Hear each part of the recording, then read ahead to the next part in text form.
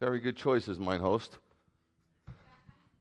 Better is one day, that's Psalm 84, and that has to do with the eighth day. And then I shall dwell in the house of the Lord, and one thing, Psalm 27, that has to do with the eighth day. And Revelation 21, the New Jerusalem, eighth day. Good for you.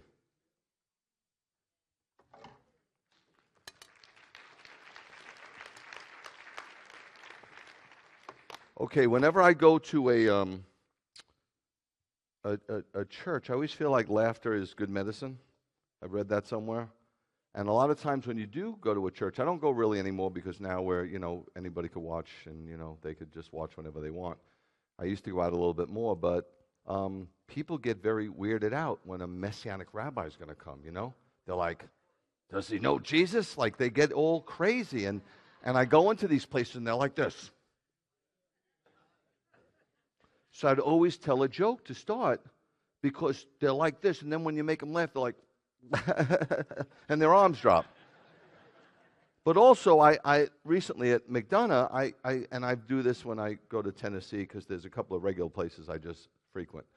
And I try to teach them about Jewish culture. Because you guys, I know you read about the feasts and you read some rabbinic material, but you don't know Jewish culture. Like, you got to understand, in the 1950s, every comedian was Jewish. That came out of the Holocaust because you have to learn how to laugh when you're being persecuted your whole life. That's why you see a lot of African American comedians, because it came out of that background of being enslaved. They had to learn how to laugh. They just had to in order to survive. So, anybody familiar with the stereotypical Jewish mother? Some of you who are from big cities might know, right? But the people in like Sweetwater, Georgia, are like, I don't even know a Jewish mother. Jewish mothers tend to be smotherers. They're not motherers, they're smotherers. The stereotype is they're a little nagging. They tend to nag. They tend to be overprotective. They tend to be controlling. And they can tend to be overbearing. And this, sadly enough, tends to persist as their children leave the house and become adults. Thankfully, I did not have the typical Jewish mother. Either did Bernadette. Bernadette's mother was Jewish. They just were like in their own private Idaho. They didn't know where we were half the time. And they didn't get involved. You know what I mean? Like when we were getting married, they didn't go, well, you're going to have to invite. Nope. They just let us figure it out, which was a real blessing. A typical conversation between a child and a smotherer goes like this. The mom. Oi, how could you do this to me? You told me you would call at 8. I was worried sick. The child. Mom, it's 8:04. The mom. 4 minutes of misery. Besides, you know how I keep the clock 5 minutes ahead, so it was really 9 minutes. 9 minutes of torture you put your poor mother through. And you sound sick. Did you go outside without your hat again? So here's the anecdote, okay? 3 Jewish mothers are sitting on a bench arguing over which one's son loves her the most. Jewish women love to brag about their sons. Their sons. The first one says, my son sends me flowers every Shabbat. Second mother goes, you call that love? My son calls me every day. Third woman says, that's nothing. My son is in therapy 5 days a week, and the whole time he talks about me. Sir, really? You didn't find that funny? What is wrong with you? Do you know it takes less muscles to actually smile than it does to frown? So it's harder to frown. And do you know a good guffaw, a good laugh stimulates the heart, the liver, the kidneys? Actually, when God said that, because he made us before science figured it out, he knows what he's doing. I'm not saying you could laugh all the time. That's somebody who's mentally ill. But if you're born again, don't you have something to laugh about? My goodness. And I'll tell you another thing.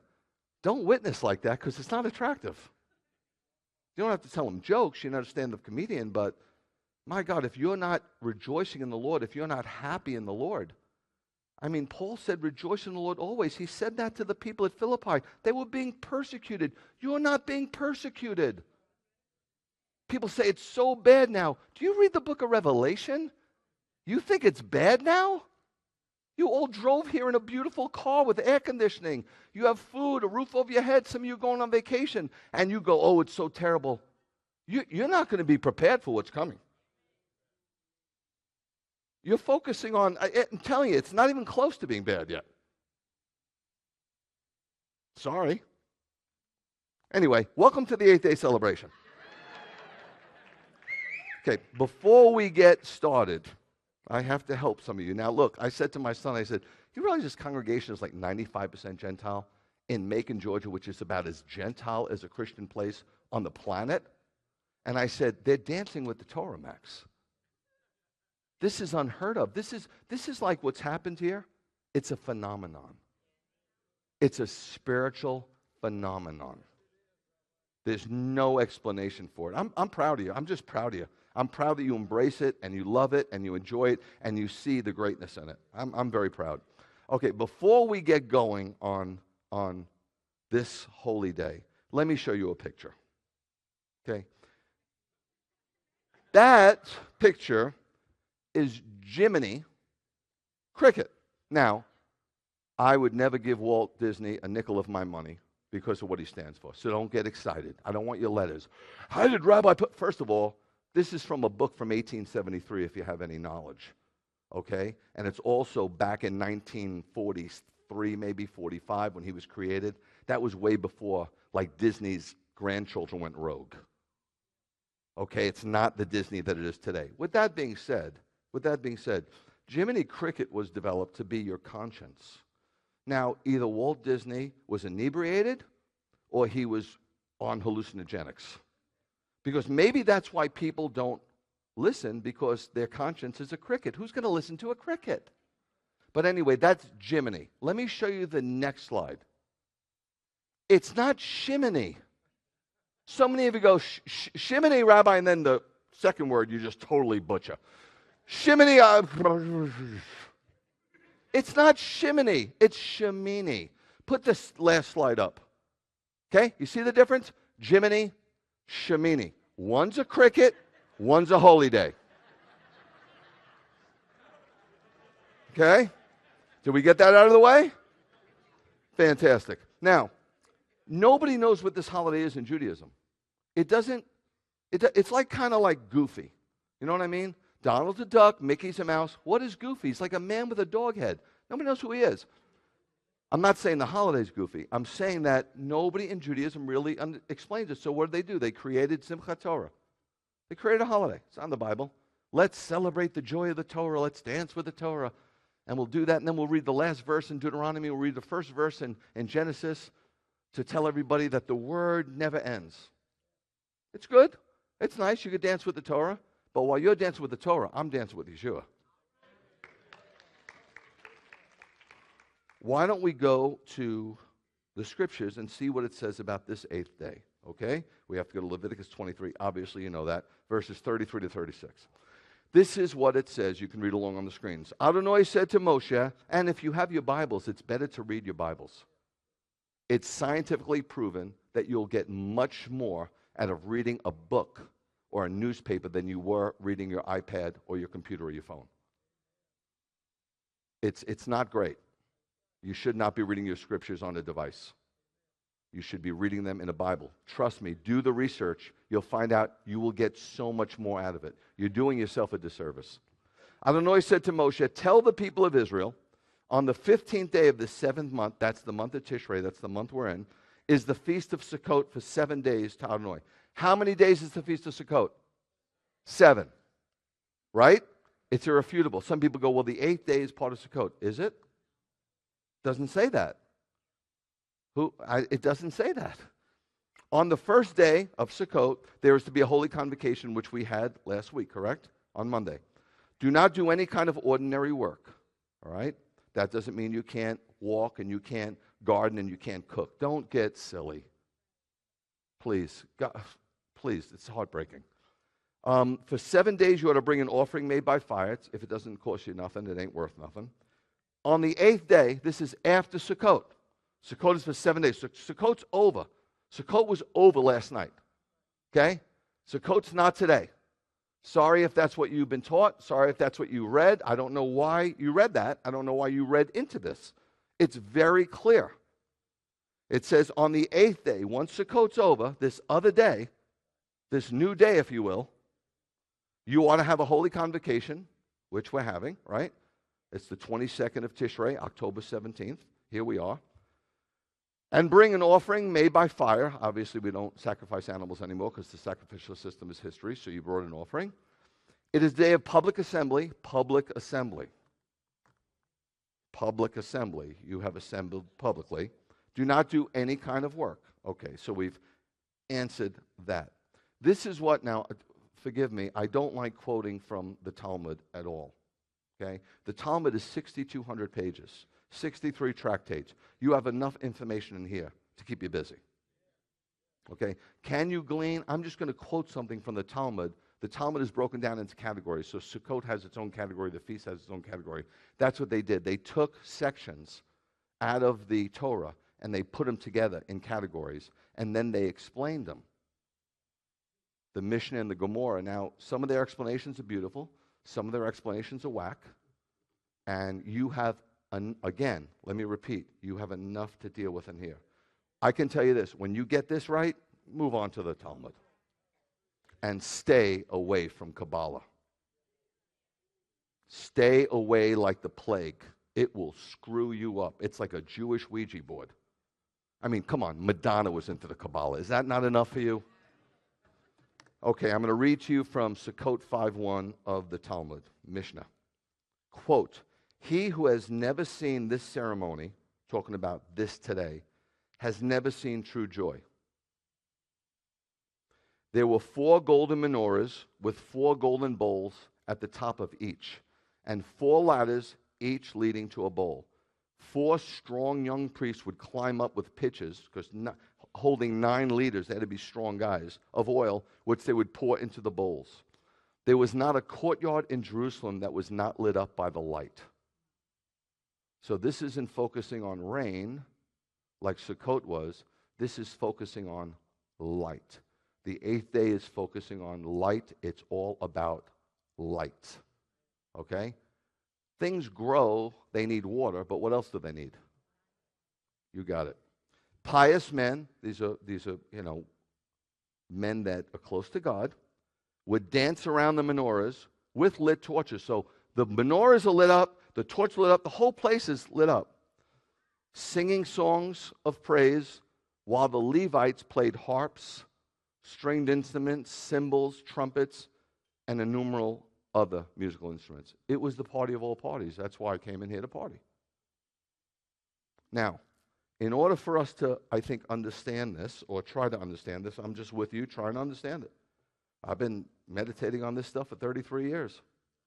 You know, when I was a traditional Jew, I didn't meditate on it because we just did it. There was no questions to be asked. Who cares what it is? I'm a Jew, so I'll just do it. But now, as a Messianic Jew, I think there's something deeper to it, so I want to understand it. So you might have a better understanding than me. You might disagree with my understanding. Look, I've always told you this. You have a right to be wrong, okay? Make no mistake. In order for us to understand this, we have to go to the very beginning. We have to go back to the beginning. So let's look at Genesis 1 through 3. In the beginning, God. Let me just say this, okay, guys? If you could believe those 4 words, you could believe the rest of it. If you can't believe those 4 words, you can't believe nothing.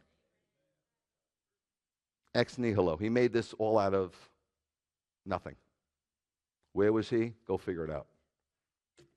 In the beginning, God created the heavens and the earth. Outer space, the sky, the stellar heavens. The earth was unformed and void. Okay, it wasn't chaotic. It was unformed and void. It was void of light. There was no light. Darkness was on the face of the deep, just in case we didn't look up the word void in Hebrew. And the Spirit of God hovered because the Spirit of God is part of God, and it was always there because God always was. And it hovered over the surface of the waters because the whole earth was covered with water. Okay? He didn't lift the pieces of ground up yet. He didn't go Everest, Kilimanjaro. He didn't do that yet. Then God said, let there be light. Now, some people for years thought, oh, the sun, that's day 4. That didn't happen yet. Stellar luminaries, moon, nope. Then God said, let there be light, and there was light. Well, let's just look up what this light is, okay? It's order, not ori, ordered in the Hebrew. 3 definitions. Light of day, can't be that, right? Genesis 1:3 can't be that because that happened day 4. So let's eliminate. I'm just giving you all the definition for it. Let's eliminate that, okay? Everybody in agreement? Good. Light of a lamp, it's not that. God didn't light a lamp. God didn't say, and there was darkness over the deep, so I lit a lamp. That's ridiculous. But there's a figurative use, light of face. There you go. Winner, winner, chicken dinner, right? That's the one. God literally lit the place up with his countenance. And the same light that is used here, or in the very beginning, is the same light that's spoken of prophetically in regards to the coming of the Messiah. I'll show you. Isaiah 9:2, it says, the people living in darkness have seen a great orb. They didn't see a great lamp. I mean, sunrises are nice, but they didn't get crazy. We're in darkness, but the sun rose. It's talking about God's face. They've seen a great orb upon those living in the land that lies in the shadow of death, Psalm 23, or light has dawned. Listen, this is clearly, ask anybody, ask any rabbi, traditional rabbi, this clearly, unequivocally is talking about the Messiah's first advent. They didn't recognize him as coming, but this is prophesying about Messiah coming. Yeshua is the light of God's face. That's why he said, if you've seen me, you've seen the Father. And he brought this light, make no mistake, to shine on sinners through the grace of God. You can't know how dark your darkness is unless you shine a light. Right? Where do people go when they want to do funny business? They go to the no-tell motel. They don't go to the Hilton in the neighborhood because there's darkness. They want to keep it in the darkness. Some of us want to keep our stuff in the darkness. It makes no sense. You can tell God not to enter in a room. God's everywhere. It's silly. You might as well let him shine the light. Messiah Yeshua is this light, and the crazy thing is, Yeshua used Shemini Atzeret to tell us about it. The same way he used Sukkot to tell us about his Spirit, and that he is the water of salvation. He used Shemini Atzeret to tell us that he's the light. Let me show you the end of chapter 7 of John, verse 53, and then there's 8:1 and 8:2. They just broke the chapters up for teaching purposes. They did, I think, a really good job, all things considered. But let's make believe it's not broken up, okay? The end of 7 ends Sukkot, the 7 days, okay? You following me? I don't mean to be disrespectful. Bernadette sometimes says, you always say you're following me. Well, a teacher wants to make sure you understand before they go on. I'm not being mean. If you're not following me, I'll stop, and we'll go back and explain it. This is a school. This isn't a rah-rah sis boom bah. So this is the end of the 7 days, right? Sukkot's over. So they all left, all the people. Who are the people? All these Jewish people that were in Jerusalem because they had to go and celebrate the festival of Sukkot. Now it's over. Okay, forget about the end of John 7. It's over. And they all went home. It's over. But Yeshua didn't go back to the Galilee. He went to the Mount of Olives, his spot to get tanked up. He had poured himself out. He was done. Totally divine, but totally human being. He's poured out. He's hungry. He cries. You feel me? So now he's going off to the Mount of Olives, his spot, to get tanked up. He gets tanked up, and it says, at daybreak. What do we know about if this ended and they all went home at the end of Sukkot, the 7 days? What day is this? Yeah. Now I know you might say, oh, Rabbi, when I was in the church, who cares it's the 8th day? I think you should care. Because I always tell you, a rabbi, when I grew up, my rabbi, they dance circles around pastors when it comes to the Torah. Dance circles. Pastors do a great job with the Gospels, but very few people tie the thing together and make it a universe. The Bible is a universe. It's not Old Testament and New Testament. It's a universe. At daybreak, now we're on the 8th day, it's Shemini Atzeret. And he appears again in the temple court. He was just in the temple court on Sukkot the day before, right? Right? Believe unto me in rivers of living water. He was in the temple court. Where does he want to teach? Back in the temple court. There's a little interlude. Some of the Torah teachers try to snag him, and they bring a woman caught in adultery. And that goes on to about the 12th verse. I want to focus on Shemini Atzeret. So he goes in the temple court where all the people gather around him, and he sat down to teach. He's teaching on Shemini Atzeret. Now let's look at verse 12. I told you up to 11 was the woman caught in adultery. Yeshua spoke to them again, and this is what he says on Shemini Atzeret. I am the light of the world, not the light for the world. You are the light. You're not the light of the world. Don't claim that. I know, oh, Rabbi, you're splitting hairs. No, I'm not. The New World Translation, the Jehovah's Witnesses, they weren't splitting hairs when they said in the beginning was the Word, and the Word was with God, and the Word was a God. One letter screwed everything up. I'm not going to let you get away with it. You're not the light of the world.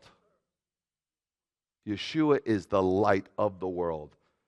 You're supposed to reflect him like the moon reflects the sun, and then you become the light for the world, because the light of the world has left the building. So do you see why it's imperative that you shine your light and don't hide it under a bushel basket? Because if you don't shine the light, who will? If you don't turn off the darkness, who will? Stop hiding. Stop hiding. You're still like in COVID. Stop it. Home gyms, home theaters, home school. Man, get out. Yeshua spoke to them again. I am the light of the world. Whoever follows me will never walk in darkness, but will have the light, which gives life. You follow? He's just trying to light you up. And you know what? With Yeshua, there ain't no dimmer switch.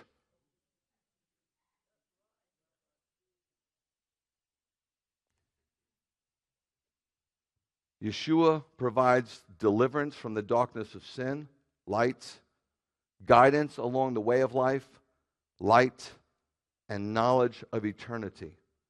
It's like when he meets you, he's not shining a flashlight. He is the light. He is the light. And he's saying, come out. Come out of the darkness. Get out of there. It's a mess. It's going to screw you up and screw up everybody you come in contact with. Get out of there. So he delivers us. And then where am I supposed to go? And he says, walk this way. You just got to follow him. Why are you making it so difficult? See, some of you want to lead. That's your problem. You lead in business. You can't lead Yeshua, man. You might be able to lead your little employees and boss them around. You ain't bossing around the boss. He's the boss of all bosses. You just got to follow him. And then, like, where are we going? And he's like, infinite and beyond. You're like, are you Buzz Lightyear? No, he's not Buzz Lightyear. He's Emmanuel. God with us. And once he delivers you, and once you do your best to walk the way he wants, and nobody does it 100%, I'm here to tell you, I am confident of one thing, that the work he started, he will complete. See, you're thinking, I got to complete it. You're thinking wrong. You're giving yourself way too much credit. Don't you understand? You were saved by grace. You're sanctified by grace. That voice that says don't do that, that's not your voice. That's not Jiminy Cricket. That's the Holy Spirit. So you're sanctified legitimately by grace. And how are you going to get a glorified body? You think you're going to do that? Guys, this is the problem when people come into the Messianic movement. All of a sudden, they get a little full of themselves. And it's my job to unfill you at times because you're dangerous. You're dangerous. Humility is the key to attract the Spirit of God. Some of you might have all the right information, but your tabernacle is swept clean. That's not where it's at. Trust me, I'm telling you, look, I have nothing to do the last 33 years. I wanted to have something to do. I did. I tried everything. If you name anything there is to try, and I mean any sport, anything, any hobby, tried golfing. After one hole, I threw the club. I was out. Got a motorcycle, almost killed myself. Jumped out of planes, scuba dove in Egypt, went surfing in Australia. I did it all. Snow skiing in the Andes. Nothing did it for me. Nothing. It was all like, it was okay. Don't get me wrong. I'm not knocking it. And there's nothing wrong with having hobbies. But my only hobby has been just to hang out with God. And so I know it sounds arrogant. I'm trying to help you. If it's not helping, don't worry about it. I'm just trying. I'm just trying. That's all. If it doesn't help and, if it hurts, obviously you won't stay. I get it. A lot of people leave. More people leave than stay. What can I tell you? I'm not trying to keep anybody. I'm just trying to do my best. This is all I got going on. I got nothing else to offer. You're welcome, dearest. Listen, there wasn't just a prophetic message in Isaiah 9 about the first coming. There was a prophetic message in Isaiah about the second coming. Look at Isaiah 60, verse 1. Arise, shine, Jerusalem, for your light has come. This isn't the first advent. This is when he comes the second time. The glory of Adonai. He's not coming back on a donkey. He's not coming back as a little baby in a manger. By the way, I've got to believe that he was born on the first day of Sukkot. And on the 8th day, Shemini Atzeret, the new life, he was circumcised. That was the first time he spilt his blood. There's no question. And when he went to Jerusalem, there was no room at the inn because it was Sukkot. And I guarantee you, they laid him in a sukkah, not a manger. Your light has come. The glory of Adonai has risen over you. This is the second advent. Why? Because the world is still in spiritual darkness. And the darkness of the tribulation, it's going to be very dark. But the Lord comes and shines on Israel and through Israel to the rest of the world for 1,000 years when we experience his glorious reign. Will it be on earth? Of course it will. Of course. What do you think it's going to be? Did you really think you were going to fly immaterially or invisibly in the clouds? Does that sound like fun to you? Listen, there was times that I dropped acid. I was flying in the clouds. It wasn't fun. No, we're going to be here. We're going to be here during the millennial reign.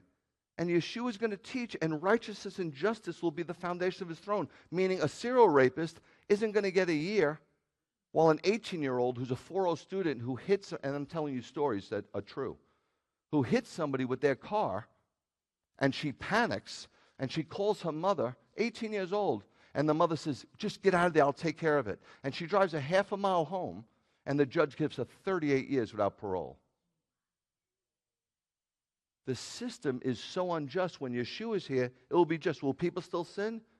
Yes. Will it be less? Yes. Less and less and less. Yes, of course. And then, when the 1,000 years are over, some people argue that it's not literal. I'm not going to argue over that. When the time is over, we will be graduated, and then we will experience Shemini Atzeret. Let me get to it. The 7 days of Sukkot definitely pictures when Israel will be living securely in the land during the millennial reign of Messiah. There's no refutation about that. The 8th day is different. It represents a new beginning when the body of Messiah will experience their eternal rest at the end of the millennium. When this transpires, I want you to see what's missing. Okay? Revelation 21:4. I will never, ever get tired of this verse. This makes my soul about as happy as anything makes my soul. So if nobody else enjoys reading this, or say, Rabbi, you kind of read this a lot. What do you want me to read a lot? You don't think I need encouragement? I get calls all the time with this one has cancer, this one's dying. I don't get any encouraging calls. Now you might go, whoa, wow, that's rough. How come? I don't know. I don't know the answer for that. So I got to read my encouragement. He is God, will wipe away every tear from their eyes. There will no longer be any death. Look what's missing. Death is missing. Everybody's afraid of dying. Everybody. There will no longer be any mourning. That's a good one. I just about spend every day a little mourning. There's always something that makes me cry. No crying, no pain. No pain. I live with pain patches. No pain. Because the old order, it's history. So look what's missing, man. No death, no mourning, no crying, no pain. Old order, gone.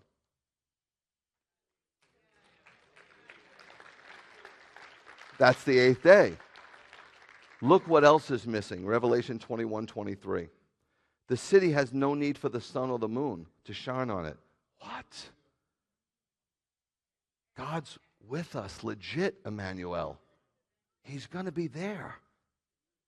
Because God, when God's there, His Shekinah is there. His glory. And that glory is so glorious, it gives us light. And its lamp, He's going to shine through Yeshua. Again, the light of God's face. Nothing's changed.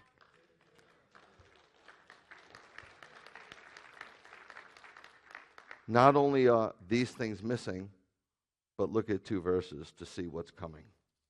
Revelation 22:3-4. No longer will there be any curses. Is that not unbelievable? You know, we're cursed. I don't know if you realize this. Even the most holiest of you, or the ones who think they're so holy, you're going to die. That means death is a curse. The wages of sin is what? You just got paid, man. When you die, you got paid. That's a curse. That's a curse. Why do I know it's a curse? Because we weren't supposed to die. So no matter how much you're blessed, and we are, it's going to be a lot better, man. Not a little better. I know some of you are holding on, you know. And I got a friend, I called yesterday from a friend of mine. I'm not going to tell you who he is. He's an internationally known Christian artist. I said to him, how come all you Christian artists when you're 50 look 30? And how come all the pastors when they're 30 look 50? Because they just sing. Really, I told him, I said, you just come in and sing, you get a ridiculous offering, and everybody claps. Nobody tells you their problems. Oh, that song blessed me. Well, am I jealous? Yes, I'm jealous. Yes, I tried to play a guitar. And literally, my music teacher, seriously, after a couple of weeks, I really felt he was going to commit suicide, and I didn't want to be responsible for that. I paid him extra money. I told him, don't ever come back. We became friends, Guitar Bob. I said, don't ever come back here, ever. Horrible, horrible. But no more curses. What? Do you see the list of curses in Leviticus 26 and Deuteronomy 28? We've our land is cursed. Our food sources are cursed. We're killing ourselves. Do you know how much cancer there is? We're cursed. Even though you think you're blessed because you go on vacation, you have no idea what blessing is till Shemini Atzeret is fulfilled. No curses, man. No more ectomies. Done. Done. Not only that, but the throne of God and the Lamb will be right there in the city. You're going to want to come up to Jerusalem to celebrate the feast. You don't want to miss meeting the Lamb, do you? You think by the time the 8th day comes to play, Macon will have their act together and actually have a river walk? So many resources in this city. It's so cursed. You know, we have a river. You know how cities with rivers, how incredibly prosperous they are? Because you can't just put a river in a city. It has to be there. Do you know we don't have one highway going through? We have two. Do you know we have a local airport that does nothing and it could land a 747? Do you know we have a downtown that's second to none? It's cursed. We have one of the largest, most notorious homicide rates, teenage pregnancies, high school dropouts, and we have more churches than anywhere in the country. What's that tell you? I've been here 20 years. Don't tell me I can't speak the truth. You told me that 20 years ago. That crap's over. When you're spiritually dysfunctional, it trickles down to every area of life. If these boneheads would not be afraid of losing one person, God forbid, what if I invite Rabbi Greg, and what if somebody likes what he says, and what if they go to Beth Yeshua on a Saturday, and what if they put $5 in the basket? Woe is me, woe is me. Do I know where you go on Sunday? No, it's none of my business. All of you could be going to a church, and if you told me and said, Rabbi, I go to this church on Sunday, I'm blessed, I'm happy for you. That's why I don't have membership. You can do whatever you want. Nobody owns you. You're God's property, not some church's property. That's why they hate me, because the things I'm saying they won't say, even though they know it's true. So instead, they just want me to be gone. They don't want to deal with the truth. Why do you think they killed Yeshua? The throne of God and the Lamb will be in the city, and his servants will worship him. That's all we're going to do? You're going to enjoy it. Trust me. You're going to really enjoy it. It's going to be great. They will see his face. His ponim. What? Some of you are like, I don't care. Remember? I'm going to finish with something. I hope you start to care. I hope you realize that the greatest thing in your life is to see God's face one day. And his name, nobody will be able to take you out of his grip. You're his, man, and nobody else's. God will reverse the curse. There'll be perfect communion between us and God. It will be restored just like Genesis 2 in the garden. We will know no evil and no good. We will just know the Lord, and we'll be at perfect, glorified peace. Somebody asked me the other day, will there be marriage in the resurrection? I mean, don't you read the Bible? Well, I know it says in Matthew 22 that there'll be no marriage, but I was wondering if that was wrong. First of all, let me give you a little side note. Thankfully, Bernadette's not here. It says there will be complete joy. How the heck is there going to be marriage?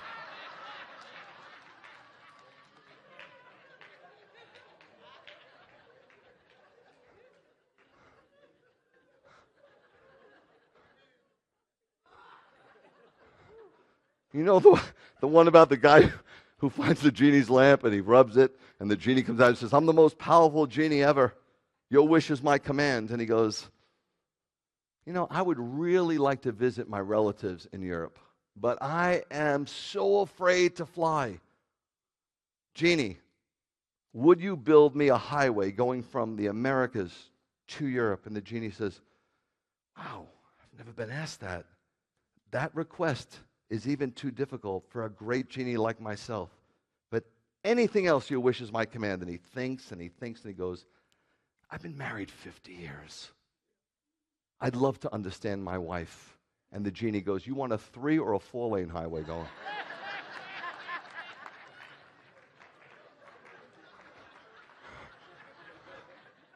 Okay, there's always one woman that says, I don't find that funny. Because you're Amish.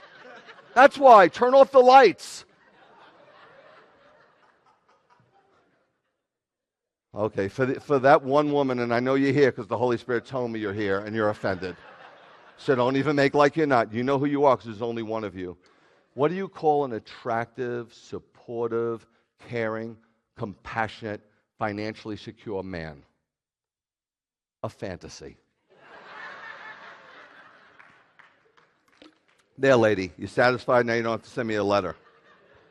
I get these letters from these uptight people that they don't miss the beauty of what God's doing here. You know, they just miss it. They suck the joy out of everything.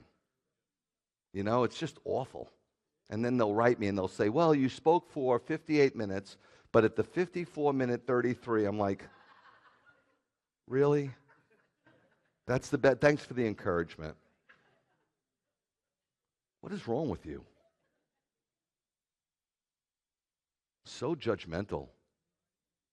So quick when somebody's going through something horrible. So quick to say, maybe it's sin.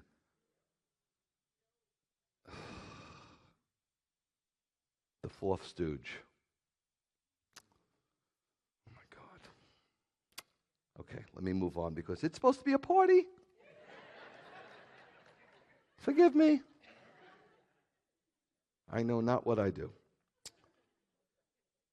The Lord will look upon us at this point with complete joy and total satisfaction. There's not a person in here that feels all the time that God is satisfied with them. Correct? Correct? Can you imagine when you're going to feel that God is totally satisfied with you? There's not an issue. I live in guilt. Listen, I know some of you are recovering Catholics. You think you know guilt? You don't know guilt. Orthodox Jews know guilt. It was thrown at us all the time. So I kind of live in it. No matter what, I'll go home and the enemy will say to me, you know, you shouldn't have said. And then even if I don't need a letter, even if I said everything like right and one thing was a little off, he will hit me and then I'm just incapacitated, feeling like I ruined everybody's life. Does anybody know what I'm talking about?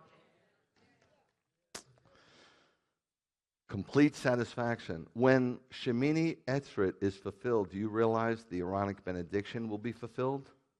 Because his countenance will shine on us forever. This is unbelievable. This is just unbelievable. I can just accept this by faith. I cannot fathom it. I'm not able. But it's enough for me that it's unfathomable. That's enough for me right now. Dianu, it's enough. Guys, we celebrated Yom Teruah. We celebrated Yom Kippur. We celebrated Sukkot. And now we're celebrating Shemini Atzeret. I can tell you that when the Lord spoke to me on Yom Teruah, and I told you guys to spend 10 days, I did make some adjustments. And it brought me so much closer to God. You don't have to make radical changes. You just got to tweak things. Just tweak, just a little, you know what I mean? Just a little adjustment. And man, you make a little adjustment and God will pour His Spirit, His countenance, His presence on you. That's the mistake we make. I'm always going to be messed up. I can't make these big changes. God's not asked you to make big changes. He's asked you to make little adjustments. All you got to do is be less of a jerk. So we've regathered, Teruah. We've repented, right? Kippur. We've reconnected, Sukkot. That's what it's really all about, those words, regathering, repenting, and reconnecting. Now the challenge is, when we leave here, to stay connected. Right? Right now it's good. We're having a good time. We sung, we danced, threw the Torah around, hearing an okay message, right? We're good. But you got to leave here. You got to go back to your jobs. And you know, you always have that one employee, right? Or you got to go back sometimes to your marriage, and it's just, it's not that great, but you're working hard because you're trying to honor God. And you got to go back to that kid situation, that one kid who's just wayward, who you've been crying and praying for. You got to go back to your ailments, your medical situations. Maybe some of you, you're single. You got to go back to that loneliness. You've been praying for years and doesn't seem like the prayer was answered. You got to go back to your fears and your shortcomings and your insecurities, your anxieties. The only way you can overcome those things is by staying close to God. Because in the presence of His light, those things just fade to black.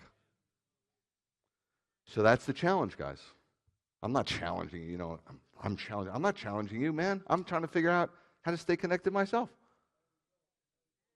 Too many of these guys up here act like they're so connected, and then they're telling you how to connect. A lot of those guys are disconnected. Yeah, isn't it a pleasure to be in a place that you could do that? You'll piss a few people off, and they'll leave. So? They had spiritual rigor mortis anyway. They were just getting in the way. Doesn't matter. Doesn't matter how many people, what was the offering. It's nuts. Now, I'm all about solid doctrine. I am. I've studied very hard to find good, solid doctrine that I was comfortable with. And I'm all about good theology. But truth be told, in order to have a really great relationship with God, you got to know it's not just about perfection, but connection. You're never going to be perfect. Only God could perfect you. But you can stay connected. You can. It's so much more about intimacy than it is about competency. I mean, think about it, guys. I know some of us think highly of ourselves. How competent are we? We're raising families. Some of our kids are screwed up. I mean, how competent are we? I mean, men that are grown, all they're doing is playing with real cars and shaving. They're still in a lot of ways little boys. And women, they just play dress up, except now it's a lot more expensive. We're just little children who need the Lord. And I'm here to tell you, it really does bother me, but it's so much more about passion than it is about principles. You must get passionate about God. And like anything else, intimacy and connection and passion requires time in peaceful communion. Not with the radio on. Shut off the music. It's getting in the way. Turn it off. Stop listening to songs. How can you hear the voice of the singer and the voice of God at the same time? Why do you think He talks in a still small voice? He doesn't want to shout. He wants you to recognize His whisper.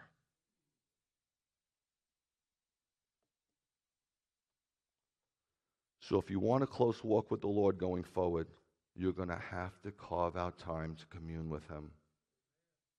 And that time should be sort of made daily. And it's going to have to become somewhat of a routine. Because then today will become tomorrow. And tomorrow will become the next day. And sooner or later, that grip is going to just loosen up.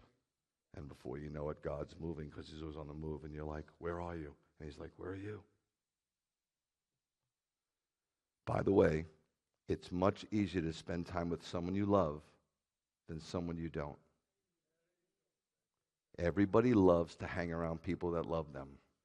Nobody likes to hang around the person that doesn't. So, as our feast come to a close, I hope, and I will pray for you, and I will ask you to pray for me, that you fall in love with God all over again. And for maybe some of you, you fall in love with God for the very first time.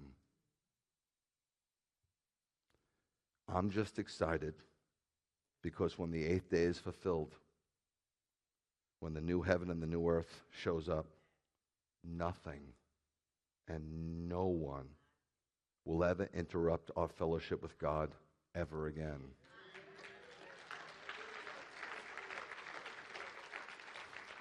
We were taught when we were young in rabbinic literature that the 8th day is like this. They said it's like a host who has a party for 7 days. Sukkot. And then when the party's over, everybody goes home. But the host stays.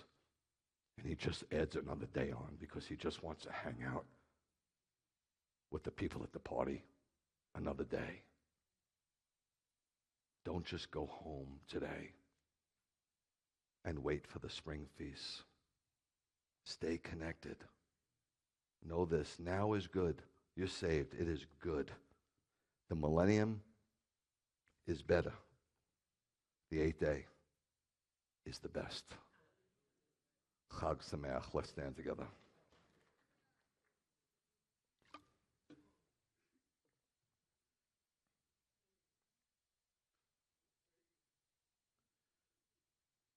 I can tell you that for me, in my house, this year, the fall feasts have been unbelievable. I can't begin to tell you how unbelievable they've been. And I can only imagine if Yeshua tarries. Could it be better next year? I don't see how. But I'm trusting him that it just might be. May the Lord bless you and keep you. May the Lord make his face to shine upon you and be gracious unto you. And may the Lord lift up his countenance upon you and give you his peace. In the name of the Prince of all peace, Yeshua. Yevarechecha Adonai v'yishmerecha. Yo'er Adonai ponav elecha v'hunecha. Yisa Adonai ponav elecha v'yasem lecha shalom. I love you guys. Chag Sameach.